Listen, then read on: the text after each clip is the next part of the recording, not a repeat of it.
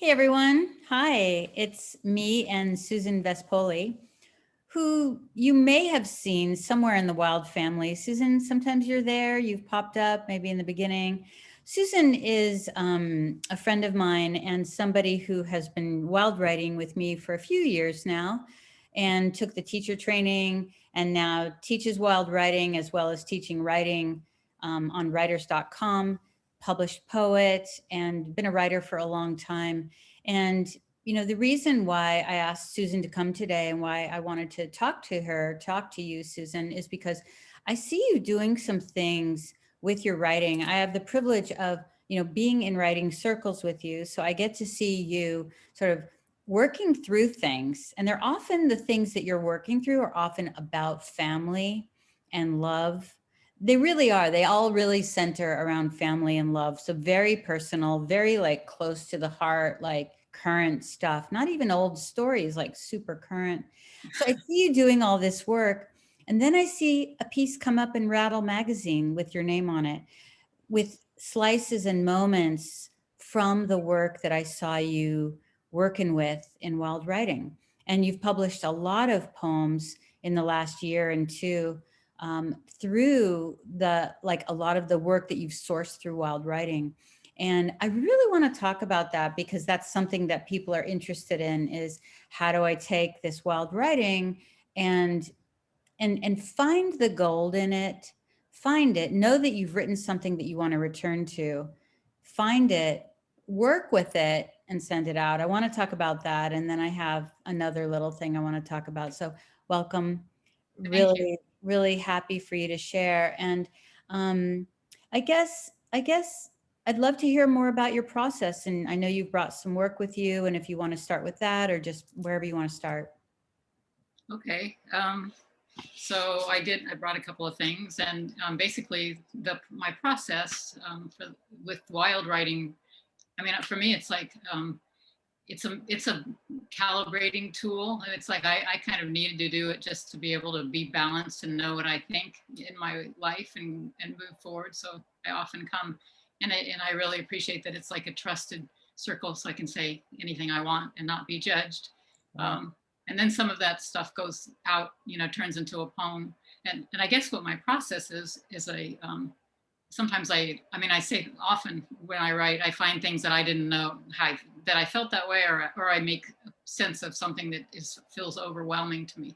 And then I often turn it into a poem if I feel like it's something that should be out there for other people. It's like I write a lot about my kids. I have three kids, three adult kids, and two of them have struggled with addiction, one with mental illness challenges, and I love them, and they're these light-hearted, would never hurt, fly, kind of people, and they struggled, and I love them to death, and work to let them have their process, because I firmly believe everybody's got their path, and we don't know. That's good, maybe that's bad, maybe. I try to stay out of judgment. So with my poems, I have to say I try to, it's just like I try to be a channel of what this is my experience. So it's just my experience, which is what wild writing is. You drop into to another kind of uh, consciousness, I think, and just like, you just write what you kind of like your experience. So that's, so I mean, I can start with one one Yeah. of the examples. I mean, Yes. and Go ahead. sometimes they're heavy, sometimes they're funny. I mean, they're often a surprise to me, usually. Mhm. So I'll start with the one that was in Rattle recently, or in March. So and that one, what I brought, I went sleuthing around in my notebooks. And I don't always keep my notebooks, but I just realized that I probably should Mm, sometimes, because it's like, I just toss them because I've pretty much used it.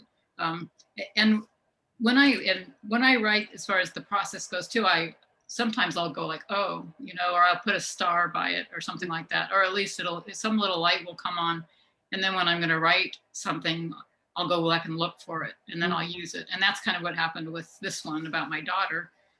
It was like a tough day for me. It was her birthday, and we've been kind of in and out of seeing each other for reasons of some of her struggles, and because of COVID. And it's been, walking a lot through fire. So, so let's see. So in the wild writing, I kind of processed some of that, which is, I kind of marked a little bit of it in pink. So I'll read a little bit of the real raw stuff. Great. And it is, so it's March. Today is my daughter's 33rd birthday. And it's my dad's 90th, and we will hold a Zoom party. We ordered a cake for my dad. Let's see. And then I sent a funny card of my dad sitting, okay. I've arranged to see my daughter on Sunday to drive where she's currently staying with the boyfriend guy. And it was in Levine, a town way south. And I went, let's see. And I woke up in a crabby mood, i.e. not acknowledging my apprehension at seeing her. Hadn't seen her since December, and before that, during her 3 hospitalization debacle. Anyway, I baked the cake she wanted. I wrapped some gifts that she had asked for, and I drove over not knowing what to expect, or maybe knowing, and it was as pleasant as possible. I mean, like visiting a loved one in purgatory, or maybe that's just me. Maybe to her, she's in heaven, and forgive the organized religion metaphors. Anyway, we did it, and I have the memory of her eyes, always the eyes as giveaway. That's how I knew she had meningitis at 7 months old. That's how I knew she'd had her first psychotic break at 19. Anyway, so that's the super raw stuff. And then I just felt like I need to, it's almost like when I write a poem, it's like I need to get it out of my body to move on. And with my, it's like, I don't even, that was real raw. I just felt like, so I, sometimes I'll look for a prompt, or I'll try to put it in, like I write in abecedarian form sometimes, which, because that just gives me something to drape it on, like a skeleton. Say what that is. It's like the first line starts with A, the second line starts with B, there's different ways of doing it, but that's the basic. So, right. So for this one, I had gone to a workshop a month before, or maybe it was 3 weeks before, of Dorianne Locks and Joe Millar. And Joe Millar gives these really interesting prompts. And the prompt that he gave was, and I had just had it scribbled and I hadn't done it yet. And it was, write a poem and include a name, weather, piece of clothing, a knife, the phrase no going back, dust, breathe, kind, use those words, cup. So it's just like, that also gave me, it's like you get out of if you have these weird little random prompts, you get out of your own head and you just keep, so that's what I did. And then the poem ended up being how to celebrate your daughter's 33rd birthday when there's no going back. So do you want me to read it? I do. Okay, so this was published on March 7th. And it also actually was one of the most read poems, most shared poems, or whatever, in the first part of 2021. So, and I have to say, it's because I think that it's a lot of people write and say they have a son, they have a daughter, they have a cousin, it's just, it gives people permission that they're not the only person. Because I still feel like I'm the only person sometimes. So anyway, okay. Go south and then west to a distant. Wait, can I stop? I want to stop you. Read the title one more time and then read it, because the title is so great. Okay. How to celebrate your daughter's 33rd birthday when there's no going back. Go south and then west to a distant unknown address. Drive past junkyards, steel shops, stacked car parts, and a billboard for weed pizza. Breathe. Remember the last time you saw her, Christmas, and before that, the car ride between hospital stays. Bring the cake you baked, the kind she likes. Cocoa frosted yellow square plus cupcakes left at home for her daughter. Pack the gift bag, pink tissue papered things she asked for. Track phone, cleansers in a plastic tub, socks. Card you made from an old photo, your arms circling her little girl body. Both of you smiling, her grin with perfect rows of baby teeth. Yours in plum lipstick. Park, watch her walk to your car, barefoot, no pants. Long red t-shirt, dark hair coiling to her waist. Wave, say hi, make eye contact. Hand her envelopes, bags, the tin pan of golden cake. Hear her say thank you. Follow her through the front door into a house with no furniture. Learn the boyfriend you don't know is upstairs. Ask if she's taking care of herself. Listen to the wind howl. See her eyes dance backward. Worry. Swirling dust outside the window. Look how she opens the card, finds the trace of who you two were then, is still here in this empty, unfamiliar room. Put your arms around her. Feel her wobble. Say, enjoy your cake. Wonder if there's any chance they even have a knife. Love that poem, Susan. That's a really powerful poem. It's an instructional. It's kind of a how-to, you know. And I love how you started with the raw of the wild writing. Then Joe gave you some structure, a way to sort of mousetrap your way through the thing, left here, right here, and how you just took it all and just filled it, you know.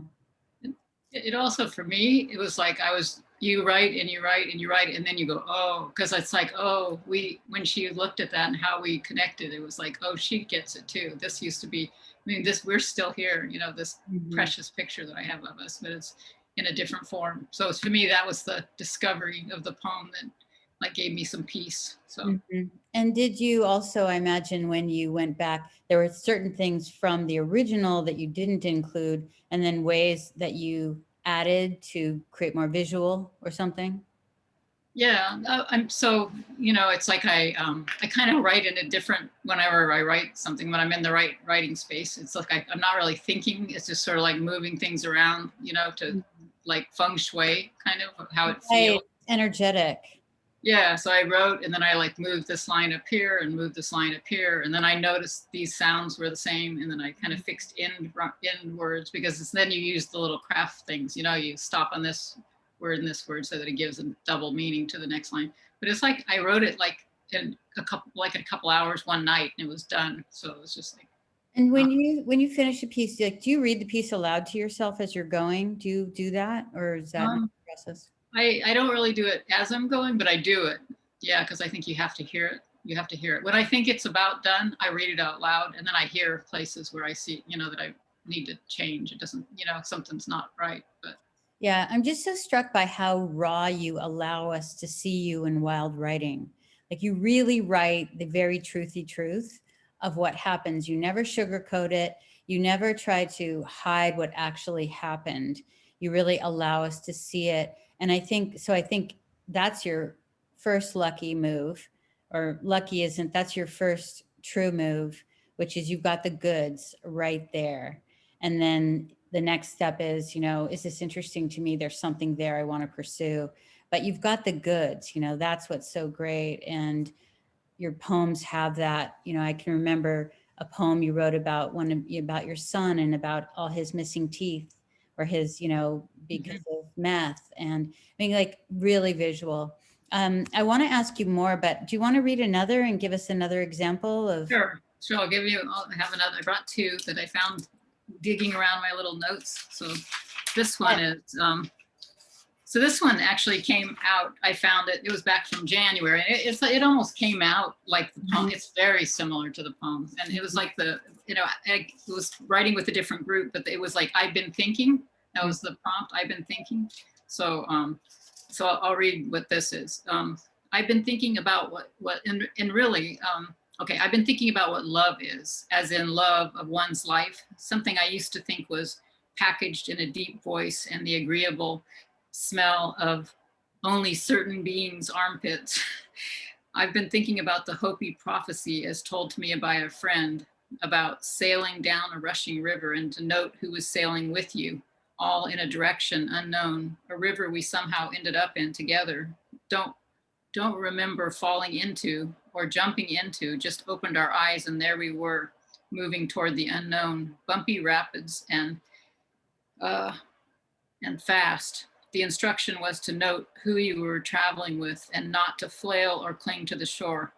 I've been thinking how the last year has been that river and how the testosterone powered nipple erector disappeared in month 1 in his own orange puffy life vest, strapped in the back of his vehicle, getting smaller on the street out in front of my house. and how the ones who have laughed and cried and waved through the treacherous waters have been faces on Zoom screens and loved ones encased in lasso opso teddy bear cuts or Chewini bodies, comforting words in text boxes or iPhones gifted by a relative in another state. And the oil, the men who evaporated was to be changed, the maintenance light flashing in my car on the dash and turning to masked strangers in a Jiffy Lube, a ballet of them, bowing, pouring, draining, filling, resetting the warning light, saying, "You're okay now," bowing, cleaning the windshield, saying, "You're okay." Mm-hmm. And So this is partly a story about your boyfriend who you broke up with kind of at the beginning of the pandemic, and that reference to his car driving off and you seeing the end of his taillights blinking. And yeah, it was just it was yeah. I had a long-term, almost 14-year relationship, and things we had already were having some wobbles, but the pandemic went, yeah, and right. so and you know, broken heart and all that. But in the end, it's like you suddenly realize you're being supported by you know, like, who was I being supported? I went like a year with seeing my granddaughter, my dogs waving to name, you know. So it's just like who's with you, you know. So Right. that's what this poem's about. So would you want me to read the finished one? So Would like to read it. this has ended up in New Verse News. So it's called, and it also happened to be right after the you know, the whole January 6th thing. You know, it was just like we just kept having, you know, the whole world. So anyway, so the name of the poem is "Thinking About Love During COVID and Coups."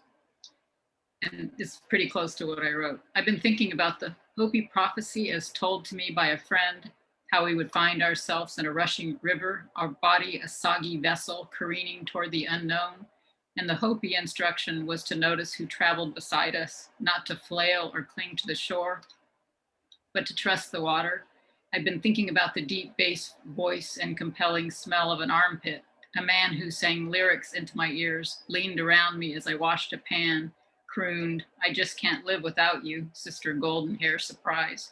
How he vanished with that torso he'd spooned around me, strapped into his own life vest, his SUV growing smaller as it exited the street in front of my house, where I've stayed mostly alone since March, and how the ones who've held my hand and head above water have done so through Zoom screens or contained in Chewini fur or while flouncing around the living room in a size 6X little girl's net skirt. How comfort has come via iPhones on speaker, text boxes, words with friends, app chats, or from the masked employees at Jiffy Lube, a uniformed ballet of them who unscrew, drain, pour fluid, bow, "You're welcome," smile with eyes, say, "You're okay now," reset the need maintenance light that flashed on my dash. It's impressive. It's impressive. You know, you know, it's wonderful. I always love seeing your poems because I know you're going to be speaking directly about something. And again, it's that combination of your willingness to just put it all out there, and then that you keep the wild in it, and yet sort of give it some structure and some polish. Is there anything fancy about that, you know, so that anyone who's listening, you know, and let's say they haven't really cleaned up their poems before, do you have any tips on things you do that are helpful for you?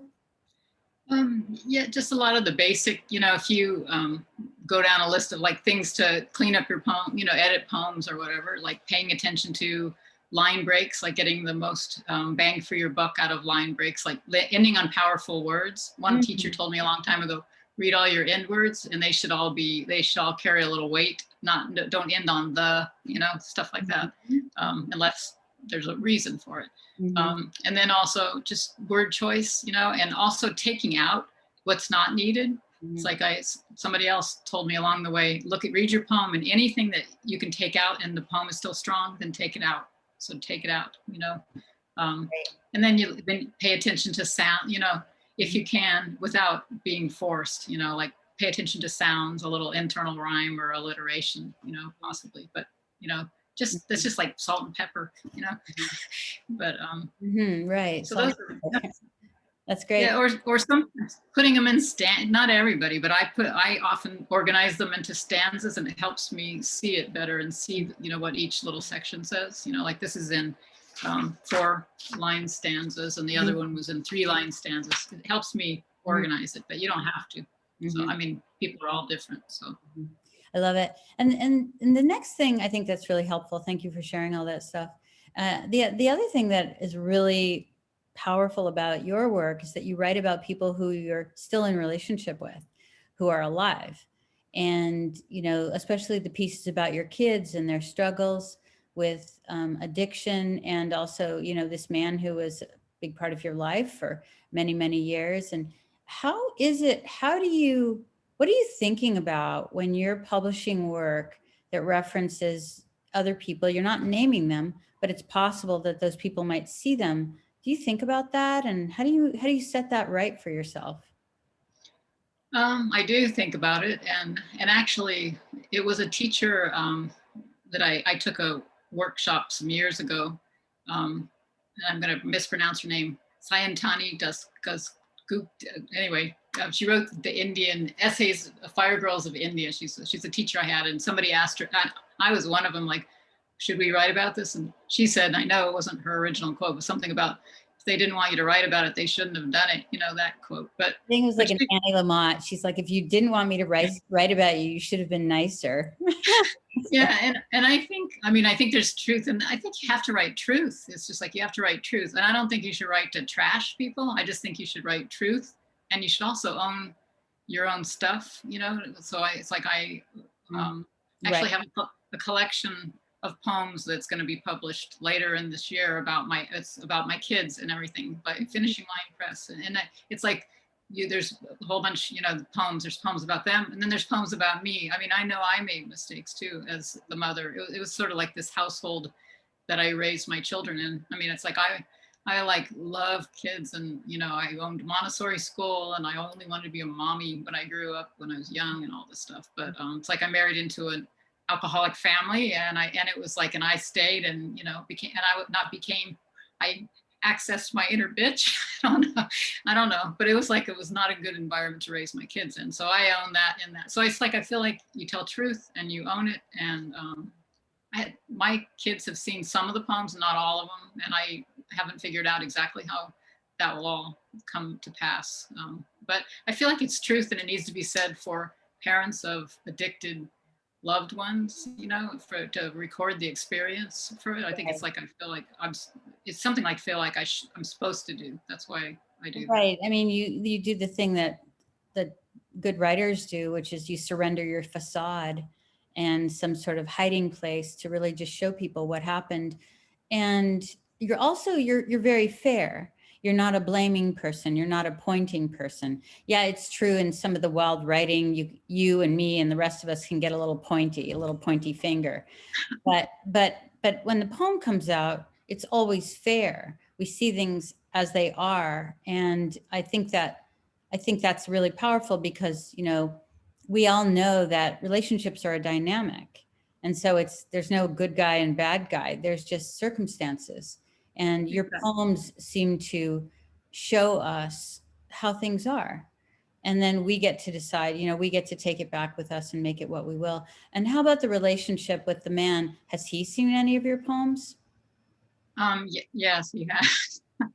He's actually seen. Well, I mean, I've written a lot of poems about him that were super positive, and I have to say, it was like the best so far love relationship that I've had in my life. And and I still love him, but it's just like we like at this point. So, or something happened, different, like maybe it's like this or something. But he the ones that I write about him now, like that one in particular that I just wrote, I just feel like he did see that poem, and he actually contacted me afterwards, and he was like, I mean, it was some of the positive memories too, the way he used to sing that, to me and everything. And, and the smell of, somebody said, you should take that out, the smell of the armpit. It's like, no. What was it? The smell of what? The smell of the armpit. Well, I love that line because that helps me see where you are in his body, whether or not you're lying on him or Yeah. he's just that close to you. To me, that's a sign of closeness. It was an intimate detail that was truth. And I just felt like, I don't care if people think I'm weird, really. It's like it's a little too late for that. But I mean, that was truth. And then, and then there are some that he doesn't like, that, but I said, once again, I try not to put, I wouldn't name him, and I try not to make it be like, there was one that was called Bagged, and I'm not positive that he's read that one, but it's like, it's pretty boom, boom, boom, because it was right after we broke up in this explosive way. We were sort of limping along till August, and then this thing happened. But I mean, I have to say, if I read that and I didn't know either of us, I would think I was worse than him. I mean, the speaker was like, woo, Right. So I feel like it's my truth, and I'm not saying he's not a bad person. So, and I'm not a bad person. I just think there's it's a fine line to walk, but I think it always includes making sure there's no victim in it. And then we can tell a more clear story. This happened and this happened and this happened, and this is how it went down. Yeah, that's I agree. And also pick up your pen with love. I think that was another writing teacher that said, so there's got to be some love in it. Why are you writing? This has to be some love. And also about telling truth is, I know we've talked about this before, but it's like about to combat shame, that you silence is what feeds shame. And so for me, like with my kids, or even like broken relationship, there's shame stuff. So it's just like, tell your truth, so.